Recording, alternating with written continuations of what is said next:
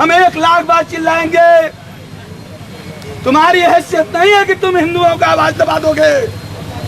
मुशायरों पर कहीं प्रतिबंध नहीं है। शिवसेना के लोगों ने कहीं भी आप सुने नहीं होंगे कि मुशायरा हो रहा है, शिवसेना के लोगों ने जाके डिस्टर्ब किया। कहीं वो नमाज पढ़ते हैं लाखों की संख्या में, हम कहीं विरोध करने नहीं जाते। लेकिन आज जब हिंदू महाकुंभ हुआ तो तकलीफ हो गया। जब हम जलाभिषेक करना जाते हैं बाबा का तो हमें गिरफ्तार कर लिया जाता है। 29 मई को कार्यक्रम लखनऊ में हुआ था और हमने ऐलान किया था कि 1947 में देश आजाद हुआ गया हमारा। 1857 की पहली क्रांति हुई, महारानी लक्ष्मीबाई भी उसमें नेतृत्व कर रही थी और 1947 में हमारा देश आजाद हुआ। लेकिन हिंदुत्व आजाद नहीं हुआ मेरे मित्रों, और उसका नतीजा आप यहाँ देख रहे हैं।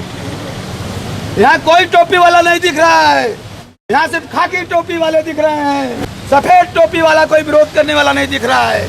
ये हमारा दुर्भाग्य है। 15 अगस्त को हम मुंबई चलेंगे और हिंदू हृदय सम्राट बाला साहब ठाकरे जी के समाधि स्थल से हिंदुत्व की आजादी का जंग छेड़ेंगे। यह संदेश हम 29 मई को दिए थे और उसी संदर्भ में ये दक्षिण का प्रोग्राम था। लेकिन सुबह से हमारे कार्यकर्ताओं को धमकाया गया कि कार्यक्रम करने आओगे तो ठीक नहीं होगा। भगवान भी लग रहा है सपा वालों का ही साथ दे दिए। सुबह से ये भी शुरू है, आज उनका भी। लेकिन कहना इतना ही है कि हमारे मुख्यमंत्री युवाओं का बात करते हैं, युवाओं की रक्षा का बात करते हैं, युवाओं के साथ का बात करते हैं। लेकिन हिंदुस्तान में पहली बार एक युवा अरूप पाठक ने ललकारा आतंकवादियों को, 7 दिन का अल्टीमेटम दिया, बाई रोड चल के आया और अखिलेश जी ने हमारे कार्यक्रम को रद्द करा दिया। उनकी सरकार को इस युवा का ये साहसिक कदम पसंद नहीं आया और हमें दबाने का प्रयास किया गया, हमें रोकने का प्रयास किया गया। किंतु आप देख लो, ये वैज्ञानिकों का फार्मूला है कि जितना रोकने का प्रयास करोगे, जब हाथ के नीचे से निकलेंगे तो उससे बहुत ज्यादा तेजी से ऊपर जाएंगे, रोक नहीं पाओगे। आतंकवादियों के खिलाफ लड़ने का ऐलान करने आऊंगा तो आप लोग हमारा ऐसा स्वागत करेंगे। फिर आऊंगा, जल्दी आऊंगा और जितना पुलिस लगा लेना, फिर उस दिन मैं बताऊंगा कि ये रूप पाठक नाम किसका है। मैं तो सोचा था कि कोई ऐसा सांप्रदायिक कार्यक्रम नहीं है, कोई ऐसी बात नहीं है। हम आएंगे, हिंदुओं की बात करेंगे, लोगों को अपने संस्कारों से अवगत कराएंगे, हर हिंदू को सिखा रखना चाहिए, ये बताएंगे। हर हिंदू को अपने धर्म का पालन करना चाहिए, ये बताएंगे। अगर तुलसीदास जी ने कहा था कि आपत्काल पर रखिए चारी, धीरज धर्म मित्र नारी, 4 चीजों में उन्होंने भी धर्म को माना है। करपात्री जी ने कहा था धर्मेण शास्त्रे राष्ट्रे न च बाधा प्रवर्तते। जिस राष्ट्र में धर्म का शासन होता है वहाँ बाधा प्रवर्तित नहीं हो सकती। तो ऐसे ऐसे हमारे संतों ने हर जगह धर्म का चर्चा किया है और हम धर्म की बात करते हैं तो सांप्रदायिक हो जाते हैं। इनकी औकात नहीं है तालिबानियों को पकड़ने की। भारतवर्ष में ब्लास्ट हो रहे हैं, तमाम जगह पे आतंकवादी हमला हो रहा है। कश्मीर में हमारे सैनिकों का हथियार छीना जा रहा है, वहाँ ये नहीं जाते। अमरनाथ के यात्रियों से पाकिस्तान जिंदाबाद के नारे बुलवाए जा रहे हैं, वहाँ जाने की इनकी हैसियत नहीं है और ये हमेशा निरीह लोगों के पीछे डंडा लेके खड़े हो जाएंगे। ये हमेशा किसी भी अच्छे कार्यक्रम को हमारे सांप्रदायिक माहौल बना के डिस्टर्ब करने का प्रयत्न करेंगे।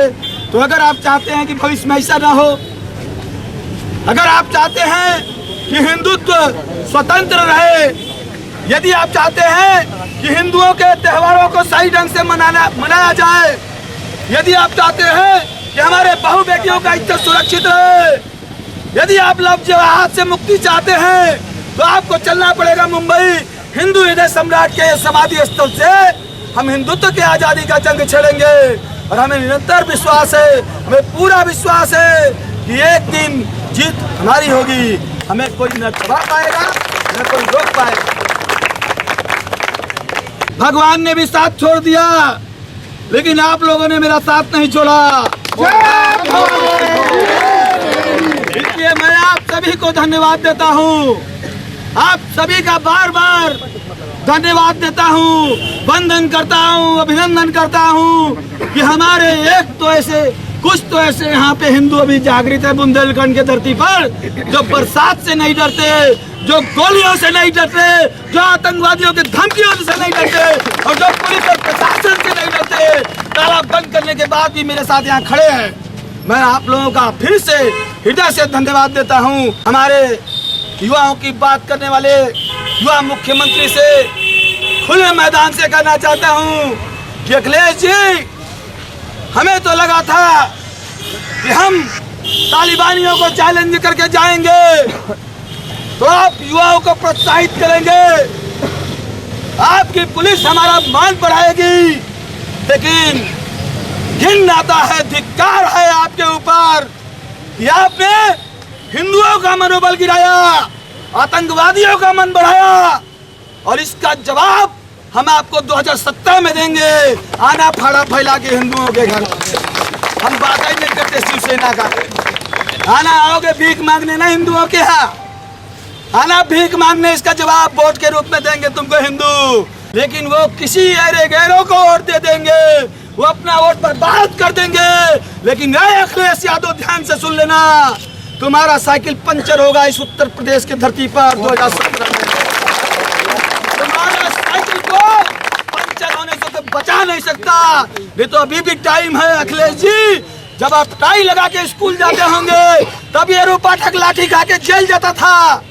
89 से लेके आज 27 साल तक संघर्ष किया मैंने, और आपने दुस्साहस किया है हिंदुओं के इस रथ को रोकने का। आज एक रथ है, कल सैकड़ों होगा, रोक सकते हो तो रोक लेना, और जब हमारा सैकड़ों रथ होगा तो तुम्हारी सरकार नहीं होगी रोकने के लिए। अखिलेश जी, इन्हीं शब्दों के साथ मैं पुनः सबका अभिनंदन करते हुए, वंदन करते हुए, अपनी भवानी सेना की बहनों का नमन करते हुए, सारे हमारे युवा कार्यकर्ता, हमारे बुजुर्ग साथी, जो भी पदाधिकारी यहाँ उपस्थित हैं, सभी लोगों को मैं पुनः धन्यवाद देता हूँ और अपनी बातों को विराम देता हूँ। वो फूंक दिए साहब कहीं कुछ नहीं हुआ, हमने दिए जलाए तो कोहराम हो गया।